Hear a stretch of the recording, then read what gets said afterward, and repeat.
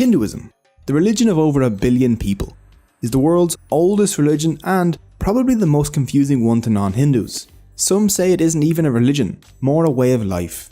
Hindus themselves call it the Sanatana Dharma, the eternal tradition. So, what is Hinduism? Does YOLO apply to them? And who is this elephant guy?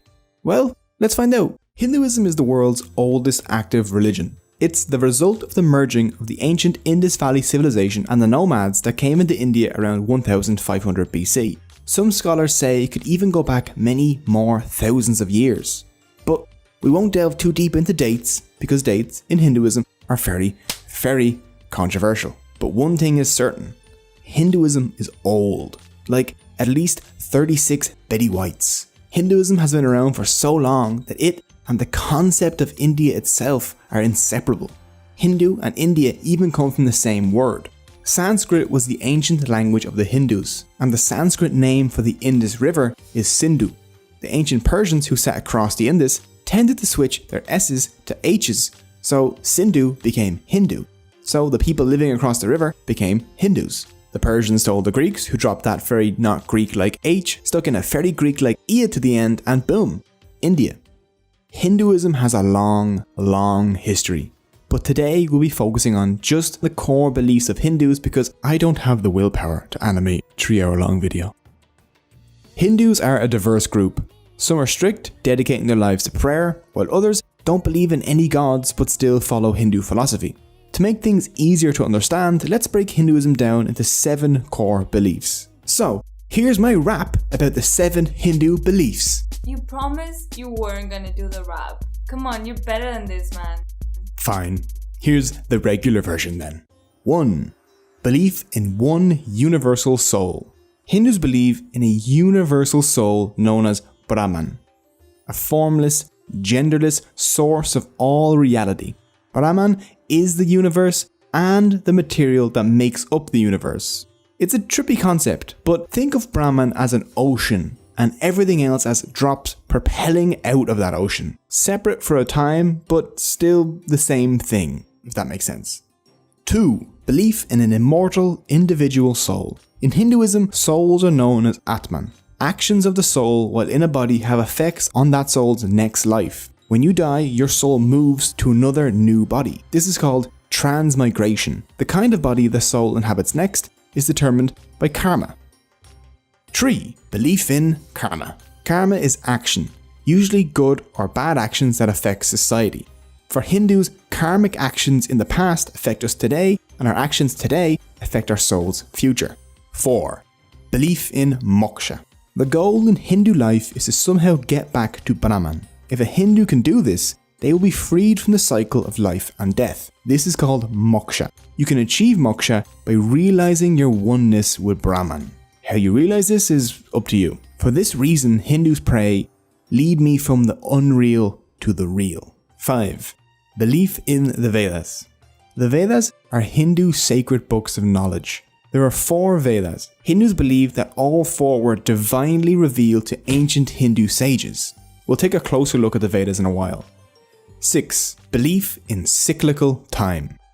For Hindus, there are no beginnings or endings. Time is a series of cycles, each cycle containing 4 ages or yugas. There's the Krita, the Treta, the Dwapara, and the Kali. Added together, the 4 yugas total about 4.32 million years.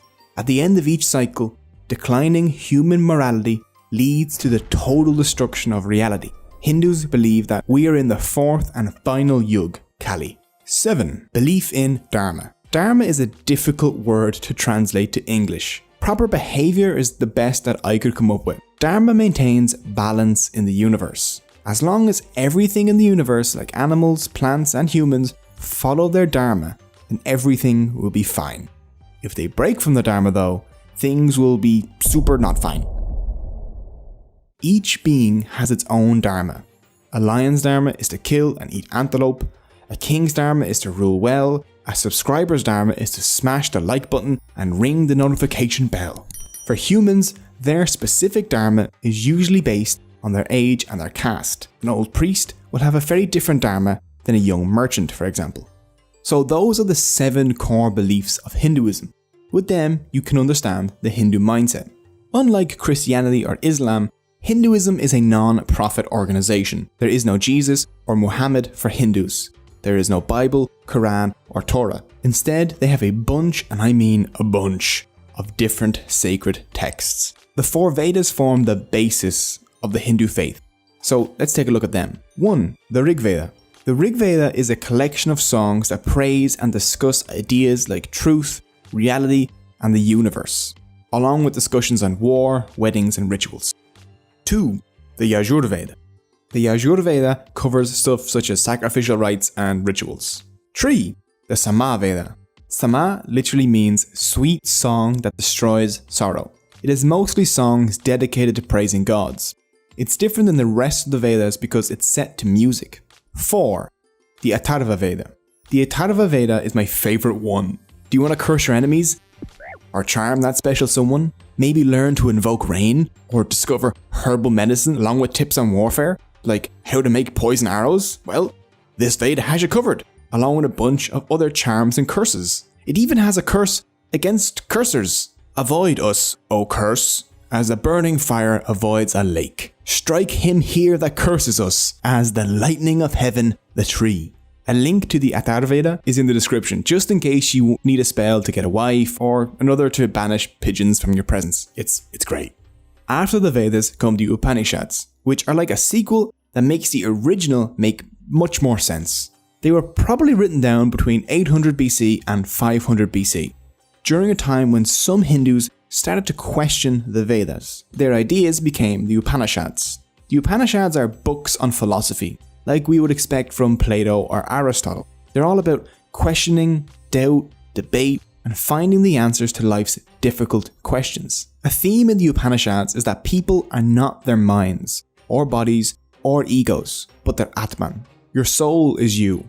Everything else is unreal and temporary. After the holy texts like the Vedas and the Upanishads are other less divine but still important texts. These include stuff like the Puranas, the Bhagavad Gita, and the Ramayana and the Mahabharata. The Puranas are like encyclopedias of Hindu beliefs. There are 18 well-known Puranas. The Puranas cover things from yoga, to army organization, to taxation, to the caste system, to hell, gods, and everything in between. The Bhagavad Gita, Gita for short, is one of Hinduism's most important texts. The Gita takes place on a battlefield where Arjuna, a great warrior, refuses to fight. Lord Krishna steps in to urge Arjuna to fight, and their discussion covers things such as dharma and how to live your best life. Arjuna eventually fought after Lord Krishna taught him the truth about dharma. As a member of the warrior caste, Arjuna's dharma was to fight against evil. The lesson of the Gita is that everyone faces difficult choices, but they must act on them according to their dharma, no matter how unpleasant. Along with all these philosophical texts, Hinduism has 2 action-packed epics, the Ramayana and the Mahabharata. The Ramayana, the earlier of the 2 texts, tells the story of Prince Rama. In the epic, you find out about his 14-year-long exile, the abduction of his wife Sita, his battle with the evil demon Ravana, and his awesome monkey sidekick Hanuman. The second epic, the Mahabharata, is the longest poem in the world, 5 times the length of the Bible and 8 times the length of the Iliad and Odyssey combined. It rivals any soap opera you've ever seen when it comes to drama. Murder, betrayal, love murder, and giant battles. The Mahabharata has it all. The theme running through the Ramayana and the Mahabharata is that dharma must be followed for society to function. In Hinduism, there are 4 goals a person should aim for to have a good life. The first of these is dharma, followed by artha, the pursuit of prosperity and good reputation, kama, pleasure both in body and in mind, and moksha, the release from the cycles of rebirth. Hindus should practice artha and kama with dharma in order to achieve moksha. There are also 6 temptations Hindus should try and avoid. Kama, lust and materialism. This kama is different from the good kama mentioned above, I know. Next is kruda, which is anger, lobha, which is greed, moha, which is unrealistic attachment to things, people and power, mada, which is pride, and matsarya, which is jealousy.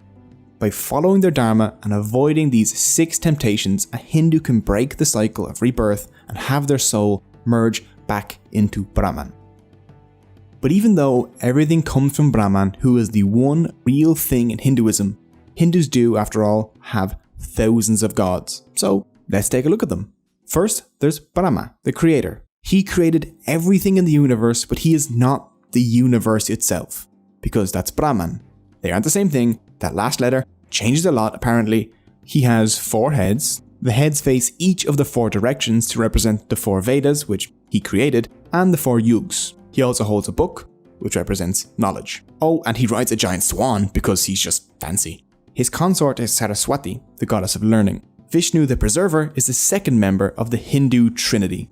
He preserves the world created by Brahma until it is eventually destroyed by Shiva. He holds a discus, which he uses to cut down anyone that tries to mess with his dharma, along with a conch, which symbolizes victory and the 5 elements. Vishnu has many, many avatars, such as Krishna or Rama, who he uses to defend Dharma on Earth. Oh, and he rides a giant eagle named Garuda. Vishnu has 2 consorts, the goddess Lakshmi and Bhudevi. Bhudevi is the earth goddess and Lakshmi is the goddess of good fortune and wealth. Next is Shiva the Destroyer, the 3rd member of the Hindu trinity. It's his job to destroy the universe in order to prepare for its renewal at the end of each cycle of time. The most identifiable of his features is his 3rd eye, which he almost always keeps closed. If he does open it and you're in front of him, then you will have your face melted off. When not unmaking existence, Shiva enjoys long walks with his bull named Nandi. At the end of the Kali Yuga, the 4th age of the world, Shiva will perform a dance that destroys the universe. Which is odd because people have told me that my dance moves make them wish the world would end. So me and Shiva have quite a lot in common. Parvati and Sati are Shiva's consorts. Shiva also has 2 sons, Ganesha and Murugan. Ganesha is worshipped as the remover of obstacles, and Murugan is the god of war. Ganesha holds a very special place in the heart of Hindus, due to him being the remover of obstacles. The elephant head is the most obvious clue to identifying him. He was actually born with a human head, but after Shiva cut that one off, he kind of had to make do with an elephant one.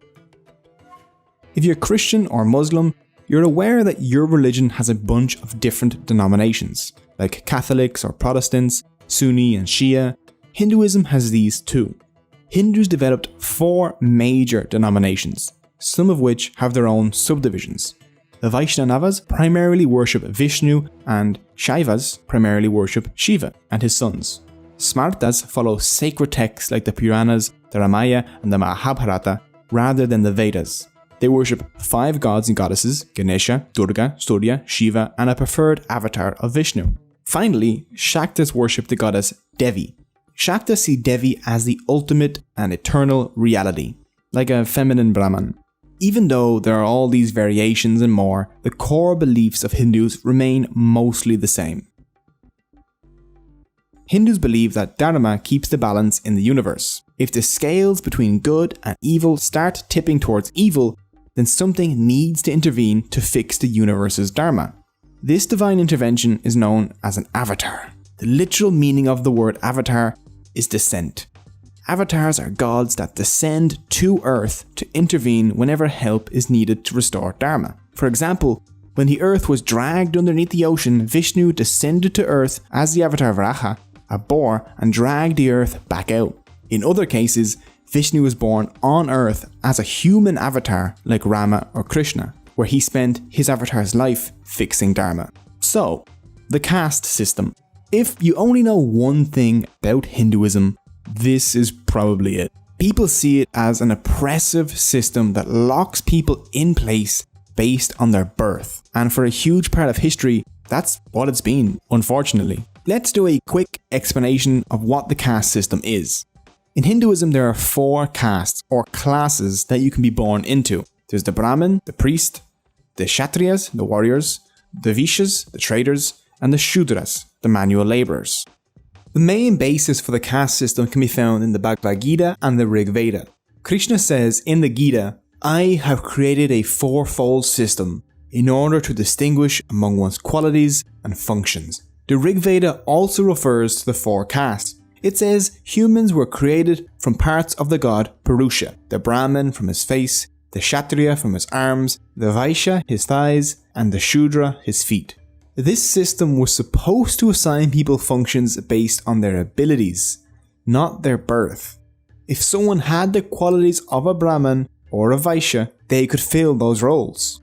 The Gita didn't restrict movement among castes, and the caste system functioned as intended for a while, until a document known as the Laws of Manu came about around the 5th century BC, popularly referred to as the Manusmriti. They created hard rules for Hindu life. 2 rules presented in it contributed to the way the caste system turned out. Manu states that the Brahmin were the lords of all castes, and he forbid moving among the castes. The caste you were born into was now the caste you're stuck in. If you give humans a hierarchy, they'll exploit it, and things will go sour pretty quickly. As time passed, Hindus began thinking in terms of upper and lower castes. Soon, cleaning toilets, tanning leather, and dealing with meat products were thought to be impure. The people doing those jobs became untouchables, the lowest of the low, a people without caste. And the rest is history. The modern world has brought many changes though. Now Hindus mix freely while working together in the same businesses, attending the same schools, and generally just living together. But when it comes to marriage, many Hindus still stick to their own caste. But this too is changing, and on Hindu dating websites you can actually see people list a non-preference for caste. It'll say caste no bar. So those are the basics of Hinduism. It isn't even close to covering everything. One video simply can't do it. Hinduism is too diverse, too deep, and means too many different things to different people. But learning even the basics of this fascinating and ancient religion gives us an insight into the worldview of over 1 billion people, and I hope you enjoyed it. You can find all the sources used in the description below. If you would like to follow your correct dharma, then please subscribe.